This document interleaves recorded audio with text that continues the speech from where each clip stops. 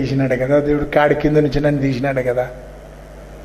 నిజమే, శ్రమలాగా అనిపించింది, కానీ తీరా చూస్తే దేవుడు మేలు చేసినాడు కదా. తుఫాను వచ్చి చెత్త చెదారం ఎత్తుకపోయినట్టుంటుంది. దేవుడు తాకనిచ్చిన శ్రమలు, దేవుడు నేర్పించిన పాఠాలు అంత బాగుంటాయి. శ్రమ దేవుడు సెలవిచ్చింది నాకెంత మేలైంది అనేటట్టుంటాయి. ఇందా చెప్పుకున్నాం కదా, దేవుడు తన కొరకు చోటు పెంచుతాడు. నీ విశ్వాసం, నీ బలం పెంచుతాడు, నీ ప్రేమ పెంచుతాడు, క్షమాపణ పెంచుతాడు. దేవుడు ఇచ్చే ఆశీర్వాదాలు పట్టడానికి నీలోన చోటు పెంచుతాడు కదా. దేవుడు ఆజ్ఞ ఇస్తేనట నీళ్లు పర్వతాలకు ఎక్కుతాయట.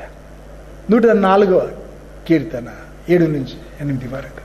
కొండల మీద నుంచి నీళ్లు కిందికి రావడం చూసుంటారు. దేవుడు ఆజ్ఞ ఇస్తే నీళ్లు కొండల మీదకి పోతాయట. అసాధ్యమైనవి నీ కొరకు జరిగిస్తాడు దేవుడు. నీ కొరకు ఏమన్నా చేస్తాడు. నీళ్లు పర్వతాలకి